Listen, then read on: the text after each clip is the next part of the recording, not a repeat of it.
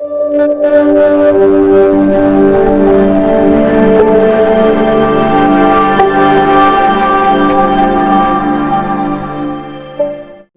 ടീമായ ദീപക് പ്രകാശ് സാറിന്റെ ടീമിനെ നമ്മൾ ഇവിടേക്ക് വിളിക്കുകയാണ്. ദീപക് സാർ തന്നെ നിങ്ങളോട് നേരിട്ട് സംസാരിക്കും. ദീപക് സാർ. मैं भाषण देने में रुचि नहीं रखता क्योंकि मुझे सिर्फ अदालत का अनुभव है, वाद विवाद का नहीं। इसलिए मैं भाषण देने की कोशिश नहीं करूंगा। मैं बस जो कुछ हुआ है वो बताऊंगा। इस कंपनी से जुड़े हुए कुछ 1.5 साल पहले मेरे कुछ दोस्तों ने जो सिनेमा से जुड़े थे मुझसे अनुरोध किया था कि मैं कुछ करूं, लेकिन किसी कारणवश वो आगे नहीं बढ़ पाया। मुझे लगता है कि मैंने इस तरह की कई कंपनियों के मामले देखे हैं, खासकर मल्टी लेवल मार्केटिंग करने वाली कंपनियों के। ये पहली बार है कि इस कंपनी ने 2 साल बीतने के बाद भी इतना मजबूत समूह बनाए रखा है। अब जब भी कोई बुलाया जाता है तो सैकड़ों लोग तुरंत आ जुटते हैं और 5000 लोगों का प्रदर्शन देखना, इससे जरूर पीछे कुछ न कुछ वजह होगी। लोगों को लगता है कि वे कोई गलती नहीं कर रहे हैं और शायद यही वजह है कि वे जुड़े हुए हैं। फिर अगर हम कंपनी के मालिकों की बात करें तो ये पहली बार है कि इतने बड़े धनवान लोग जिनके पास सैकड़ों करोड़ों का लेन देन है, उनके पास अपना खुद का घर नहीं है। ऐसा मैं पहली बार देख रहा हूं, क्योंकि अब तक जिन मामलों को मैंने संभाला है उन सभी में लोगों के पास साफ साफ संपत्ति होती थी। ये सुनकर मुझे लगा कि शायद मुझे इस कंपनी की मदद करनी चाहिए। ठीक है, जब मैं आर्थिक रूप से महत्वपूर्ण मुद्दों को लेकर उनसे बात करूंगा तो मैं उनसे एक अनुरोध करूंगा कि हम इसे वापस लाएं। मेरे दोस्त मनोज और रंजीत ही इस मामले को संभाल रहे हैं और सुप्रीम कोर्ट और हाई कोर्ट में भी कई वरिष्ठ वकील इस केस से जुड़े हुए हैं।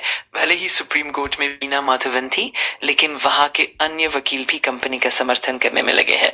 जब मैं इस पर नजर डालता हूं तो कुछ अच्छी बातें जरूर है, लेकिन मूल समस्या ये है कि इसे बंद करने की बात कही जा रही है। पर मुझे कहीं भी ऐसा कोई आदेश नहीं मिला जहां कहा गया हो कि इस कंपनी के बिजनेस मॉडल को बंद किया जाए। मैंने ढेरों कागजात पढ़े हैं, पर किसी अदालत ने ऐसा नहीं कहा। हाँ, अदालत ने कुछ दिशा निर्देश जरूर दिए हैं, जैसे मल्टी लेवल मार्केटिंग से जुड़ी कुछ सावधानियां या कुछ तकनीकी पहलू जो कि ज्यादातर मामलों में एक जैसे ही होते हैं। अक्सर कानूनी बातें समझना थोड़ा मुश्किल हो सकता है। सभी कंपनियों के पास मजबूत कानूनी टीम होती है, चाहे वो टाटा हो, बिरला हो या अमेज़न। उनका बिजनेस मॉडल अलग हो सकता है, लेकिन मूल रूप से सभी का मकसद एक ही होता है। उन्होंने उस वाटर टैंक के कंपार्टमेंट को बहुत अच्छी तरह से बदल दिया है। अब हमारी इस कंपनी में एक ही समस्या है। हम एक 10,000 रुपए का कूपन खरीदते हैं और उसे खरीदने के बाद हम उस कंपनी को फिर से एक रकम लौटाते हैं। इसके अलावा कंपनी अलग अलग जगहों पर भी ऐसा करती है, तो पुलिस का कहना है कि इसमें कुछ कानूनी उल्लंघन हो सकता है, लेकिन कंपनी के वकीलों का कहना है कि ऐसा कुछ नहीं हुआ और हमने पूरी तरह से नियमों का पालन किया है। इसी वजह से हमें स्टे मिला है और चीजें अब ठीक ठाक चल रही हैं। लेकिन हमारे देश में कानून की प्रक्रिया काफी लंबी होती है, क्योंकि यहाँ लाखों मामले लंबित है। एक मामला शुरू होने के बाद उसे समाप्त करने में कई साल लग सकते हैं, कभी कभी 2 साल, 4 साल या उससे भी ज्यादा। मैं सुझाव देता हूं कि इस कंपनी के लिए एक रिवाइवल पैकेज अदालत के सामने पेश किया जाए। आज मैं जिस मामले में पेश हुआ उसमें मेरी client higher rich revival society ने जुलाई में याचिका दायर की थी कि इस कंपनी को पुनर्जीवित किया जाए। अब जाकर हाई कोर्ट ने उस पर सुनवाई की और आदेश दिया। हमारी याचिका मान ली गई और हमें इस केस में भाग लेने की अनुमति मिली। हम कह रहे हैं कि इस कंपनी को फिर से खड़ा करना जरूरी है। मैंने अदालत से एक और बात भी कही है, हमारी कुछ और मांगे भी हैं। हमारी कंपनी के कुछ नियम और ऑफिस हैं और हम उनमें से कुछ लेने जा रहे हैं ताकि हम इसे फिर से शुरू कर सकें। ये एक अनुरोध था, लेकिन जज ने मौखिक रूप से कहा कि अभी इसे मानना मुमकिन नहीं है। जज का कहना है कि शुरुआत से ही हमें इस मामले को आगे बढ़ाना चाहिए और समझौते की ओर भी ध्यान देना चाहिए। इन 16 लाख लोगों में से जो 67 लोग हैं, उनमें से एक बहुत ही सिद्ध पुलिस अधिकारी हैं। उनका एक पिछला इतिहास है और इसी वजह से इन 16 लाख लोगों के जीवन पर असर पड़ा। उस समय परिस्थितियां ऐसी थीं कि हम आगे नहीं बढ़ पाए, लेकिन अब समय बदल चुका है और एक नया सवेरा आ चुका है। अगले हफ्ते ही हमें अदालत में जाकर एक पुनर्जीवन योजना पेश करनी होगी और व्यवसाय को फिर से शुरू करना होगा।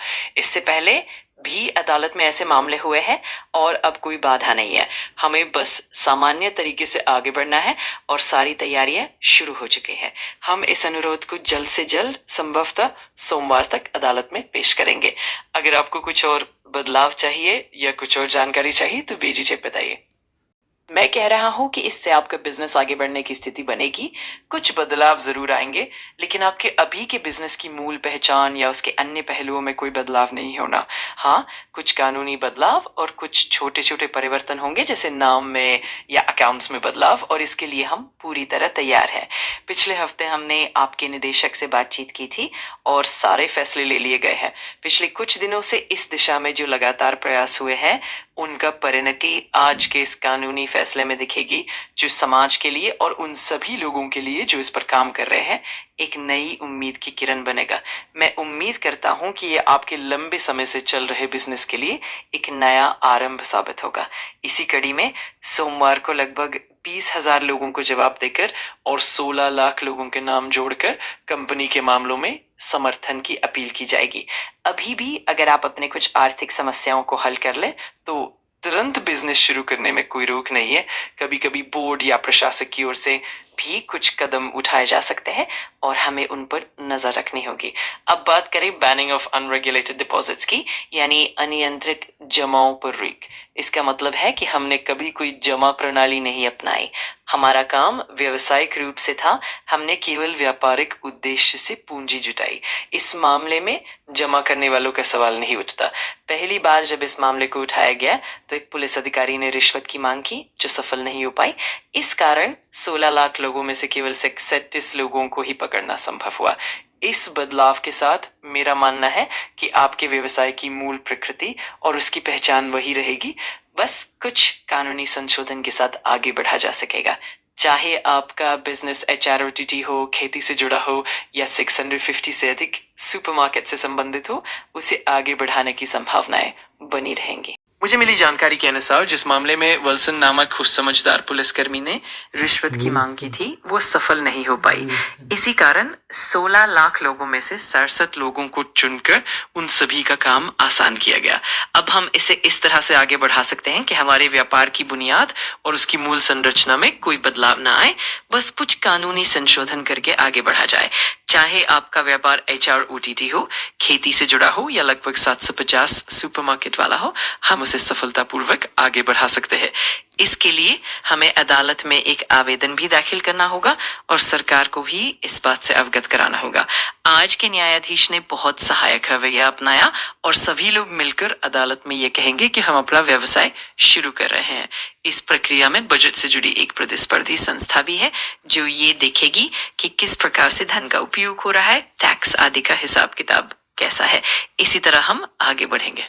ये एक ऐसी व्यवस्था है जिसमें जो लोग आर्थिक रूप से सक्षम नहीं हैं, उन्हें सहायता प्रदान करने की कोशिश की जा रही है। ये बिल्कुल वैसा है जैसे हम एक सुनहरे अंडे देने वाली बतख को मारकर उसके पंखों को बांट रहे हैं, जबकि मांस तो बचता ही नहीं। सरकार इस तरह की कोशिश कर रही है, लेकिन ये सही नहीं है। हमें आगे बढ़ने की अनुमति मिलनी चाहिए और इस व्यवसाय को फिर से चालू करने का प्रयास करना चाहिए। मेरे पास कुछ मेहमान भी बैठे हैं, इसीलिए मैं अभी ज्यादा विस्तार से नहीं बोलूंगा। बस इतना कहना है कि ये संदेश पूरे समुदाय तक पहुंचना चाहिए कि हम वापस आ रहे हैं, हम अपने व्यवसाय की ओर लौट रहे हैं। सरकार के निर्देशों का पालन करते हुए हम आगे बढ़ेंगे और व्यवसाय में कोई धोखाधड़ी नहीं होगी, न ही किसी को नुकसान होगा। कुछ गलतियों की वजह से हमें रुकना पड़ा, लेकिन उनमें सुधार करके आगे बढ़ना ही होगा। अदालत ने भी यही कहा है कि हम बदलावों को लागू करके आगे बढ़ें। इसीलिए आप सभी से अपेक्षा है कि आप अपना समर्थन जारी रखें और इस व्यवसाय को फिर से उभारने में मदद करें। आशा है कि 2 सप्ताह के भीतर हमारे चेयरमैन भी हमारे साथ होंगे। हम रोजाना आगे बढ़ रहे हैं और जल्द ही इस व्यवसाय को फिर से पूरी तरह सक्रिय करने की दिशा में काम करेंगे। मैं अब यही समाप्त करता हूँ। आप सभी को शुभ रात्रि। धन्यवाद।